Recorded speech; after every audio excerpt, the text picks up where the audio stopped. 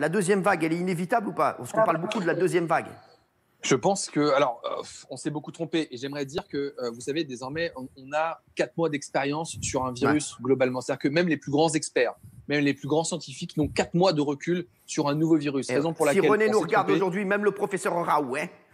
Ah oui, non, c'est vrai, mais même le professeur Raoult, c'est un nouveau virus. On avance tous les jours. Honnêtement, il y a une pression psychologique. On va pas se plaindre pour les médecins, mais vous vous rendez pas compte de la pression de tous les jours essayer de se mettre à jour avec les nouveaux symptômes, les nouvelles choses qu'on découvre que peut-être on aurait pu savoir il y a quelques mois avec l'exemple chinois. Mais bon, on va pas refaire l'histoire. Donc voilà, un peu de prudence. Je pense qu'une nouvelle vague est inévitable. En tout cas, on pourra essayer de l'amortir, de la limiter et surtout de la circonscrire. Certains pays se sont très bien sortis, la Corée, le Vietnam, Singapour, en faisant des masques, en les portant tous les jours et même dans la rue, puisque une étude récente montre que même le fait de parler permet de projeter des postillons et que le masque absorbe les postillons, de tester les gens, de les isoler. Donc, une nouvelle phase de l'épidémie va commencer, peut-être celle qu'on aurait dû faire dès le départ. Mais on n'avait pas de masque, pas de test, pas de gel, on n'avait pas grand-chose.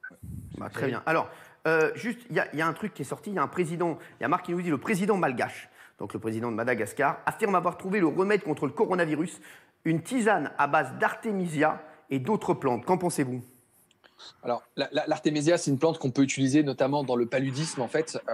Écoutez, plein de pistes sont en cours. Le traitement, le plaquenil, l'hydrochloroquine, c'est un des traitements qu'on donne justement dans la prévention du paludisme. Est-ce qu'il va se positionner sur le même raisonnement? Tout le monde, je ne sais pas si vous avez remarqué, tout le monde a un remède miracle contre le coronavirus. Hein. On avait la chloroquine, certains parlent des antibiotiques, on a des antiviraux, des corticoïdes. Pour l'instant, aucune étude sérieuse ne met en évidence l'efficacité d'un traitement. On parle aussi du plasma, la transfusion, c'est-à-dire que des gens qui, là il y a des études qui sont en cours d'ailleurs dans 3 régions de l'Île-de-France, des gens qui sont guéris, qui ont eu le coronavirus, qui sont immunisés. Si on fait une transfusion de leur plasma, on pourrait guérir des personnes. Il y a aussi des études sur le don de sang de cordon, le cordon ombilical. Vous avez des cellules souches qui sont anti-inflammatoires, qui permettent de calmer l'inflammation. Bref, il y a énormément de pistes. On n'a jamais eu autant d'études en même temps dans le monde. Mais attention aux découvertes extraordinaires, miraculeuses ou d'apprentis sorciers. La médecine, c'est pas de la cuisine, c'est pas un peu de poivre, un peu de sel. Même si on peut espérer, j'espère que quelqu'un trouvera un remède, on n'en est pas sûr encore.